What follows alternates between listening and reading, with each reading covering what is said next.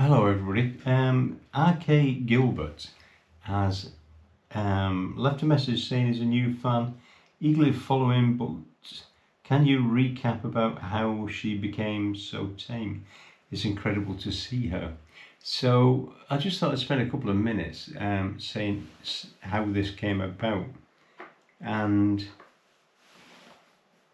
it started about 3 years ago during a drought. And I lived in Scotland, and you wouldn't think Scotland would have a drought. But they did have a drought, and it's all down to circumstances.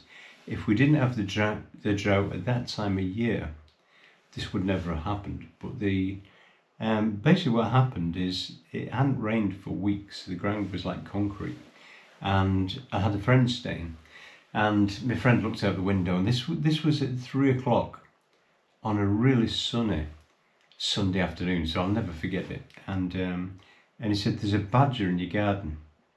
And yeah, right, but not quite as polite as that. And he said, "I'm telling you, there's a badger in the garden." Yeah, right. And I thought he's got to be winding me up. Anyway, he was adamant, so I got up, had a look, and there was a badger cub in the garden, and the cub was about the size of my cat. And I thought, this is strange. So I went outside. I'd never seen a badger. I'd not even sort of listened to any stories about badgers, so I couldn't make a judgment on them, whether they was good or bad. I knew nothing about them whatsoever. So I went out and I walked straight up to it, and this little badger sat at my feet, looking up at me, and it looked like it was grinning at me. And I thought, this is strange. So I shouted to my friend, who's also called Ian, what do you think they eat? And he said, "I've got absolutely no idea." He said, I've never seen a badger. So to start off with, we got a bowl of water and put the bowl of water down, and it sat there drinking the water, grinning at me, looking up at me. And by this time I'm feeling a bit like Dr. Dolittle. And the only thing that I'd got lying about that I could think of was, because we just had a coffee, there was some biscuits on a plate. So I picked a biscuit up, and I know now, before I get crucified, you don't feed them biscuits. I did for a couple of months, not knowing any different. So I fed it a biscuit or two, and then it ran to the end of the garden, up the stairs, towards the woods. It stopped on the top step, and it turned round, and it smiled at me, and I'm positive it smiled at me, and then it ran off. And I thought, wow, that was the weirdest encounter I've ever had in my life. That evening, just as it was getting, well, it was dusk, it was still light, she came back down with 3 other cubs. And I've never, ever seen a badger before. I thought, wow, badgers are so tame and friendly. And I thought, this is great, they're friendlier than most of the dogs that I've met. And so anyway, so we again put some water down. They all drank the water, they all had something to eat, which again was biscuits. And I just thought, wow, the second night exactly the same thing happened. In fact, second afternoon the same thing happened when I was at work, because I work from home, but I went out and saw Biscuit. The others didn't come down till it was getting dark. And my friend had gone back home. My mobility was slightly better then, so I hobbled out, sat on a little bench in the garden, knowing that this bench was too low. I would struggle to get off it because of my MS. And I sat on it, the 4 cubs turned up, it was great, they were running around my feet. And then 6 adults turned up. And one of them was the big boar. And I thought, I am so going to die, I'm going to get eaten here. Because obviously I didn't know anything about him. And the big boar was sat right next to me. And he grunted as he walked past. And I think just to show that he was the boss. And the babies running around my feet. And they drank, they ate. There was, and I honestly just thought, wow, badgers are the friendliest animals I've ever seen. So that's how it all came about. Now, on the videos, it does look like Biscuit's tame. She isn't tamed by any standards. If anybody else was to be here with me, and we've proved this quite a few times, if they, for example, have got aftershave and or perfume, she then can't smell me, and she knows that there's somebody else is here. So she'll peep through the edge of the woods, she'll listen for my voice, she'll keep smelling, and if she feels safe, she'll very gingerly come down. If there's somebody else there, she generally runs off. For her to come down when somebody else is here, that person's exceptionally lucky. The slightest sound, smell, or sudden movement should be gone anyway. And it can be somebody walking down the street at the front of the house. They can be talking, they can be laughing and joking, and that's it, she's gone.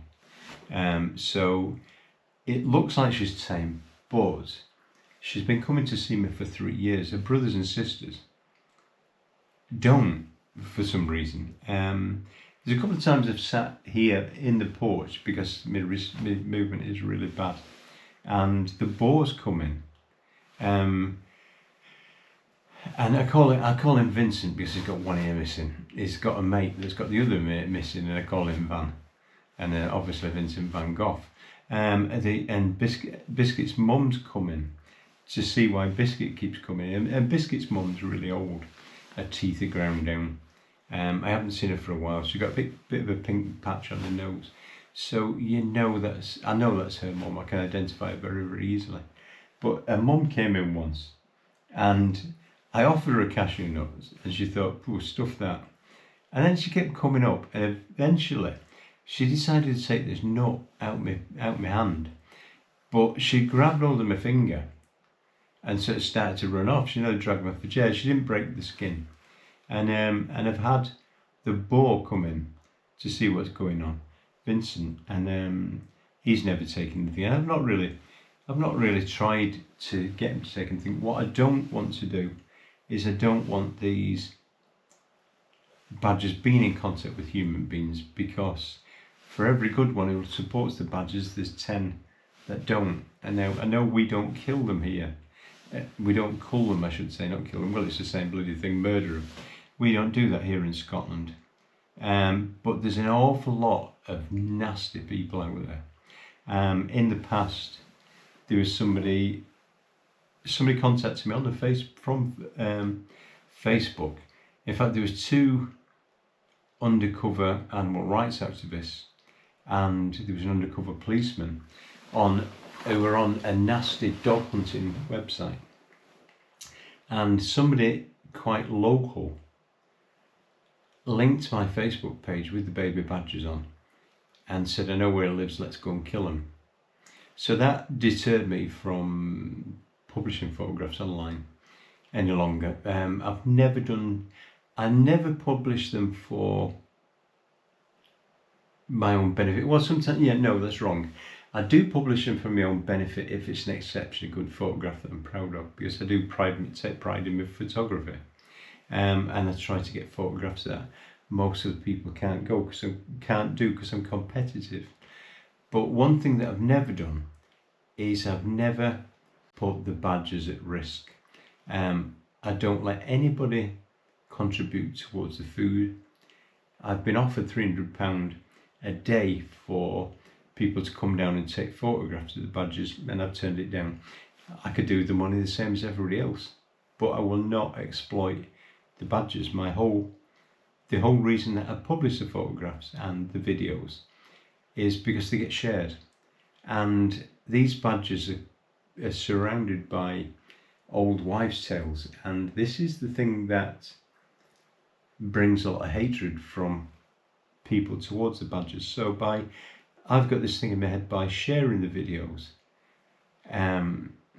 they will again get shared, and people will look at them in a different light. They will see that they are exceptionally intelligent.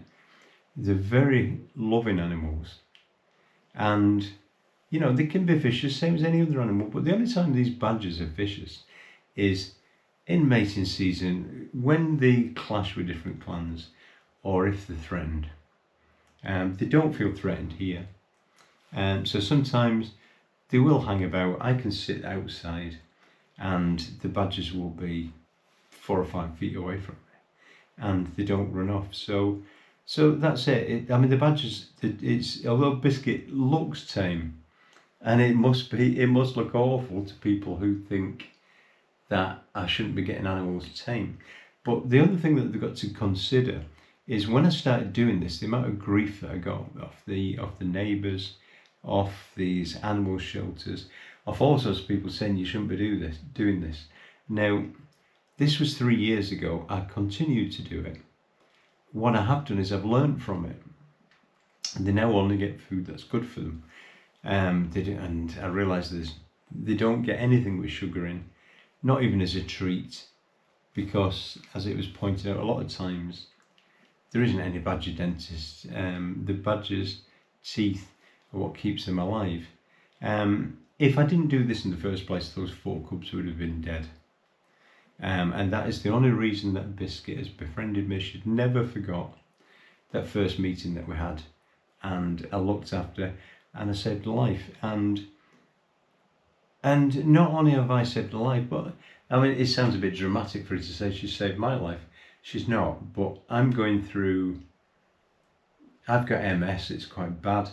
I've gone from 13 years ago to still windsurfing on the sea. It was extremely fit and active, to I can't walk anymore, and I can't really use my right hand. And these badgers have given me a purpose to live. In fact, there's one just turning up now, which I won't be able to show you there. If it's Biscuit, I will sort of end this, because what I want to do is I've got a camera set up on the floor. I've got this camera set up, and what I'm trying to do is look at the underneath of her to see if she's feeding. So it's a very, very long-winded video that if you do want to watch it, hopefully you'll understand why I'm doing it. The fact that I feel I am the gatekeeper for these badgers. I will never move. I will always be here for them.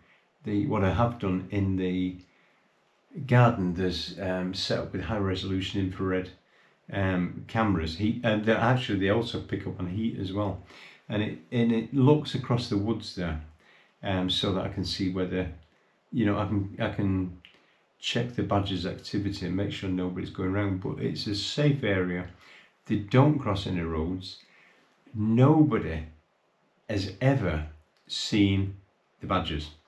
So they're coming down. Well, I know exactly where they're coming. There's badgers sat away looking at it. It's only a little one. They're really cute. That must be a yearling. And so it's just outside the window now. It can see me, and it's not running off. In fact, I could probably open the door here. I'm not going to do. So they're in a very, very safe place. Just behind the garden wall, actually, one of the neighbours. And it's so overgrown, and there's a big bank at the side of it, that they go all the way down there and they can't be seen. And there's an awful lot of people with dogs walk past. In fact, in summer, there was 3 or 4 of the adult badgers just over the wall. One of the dog walkers had the dog off the lead. The badgers panicked. 2 of them jumped over the wall, and one of them hit me. And it must have been about £30 a badger hitting me, and it nearly took me off my feet. So virtually nobody's seen him. I mean, I didn't half shout at the guy. I probably shouldn't have done, because at the end of the day, I can't stop him from walking around the woods with the dog off the lead. But that's why I've done it. They give me a purpose in life, and it highlights that these badgers are beautiful, gentle animals. So anyway, right, I'm going to go. Yes, I've waited on too long. So I hope you understand why I'm doing it, and I hope that answers your question. See you later.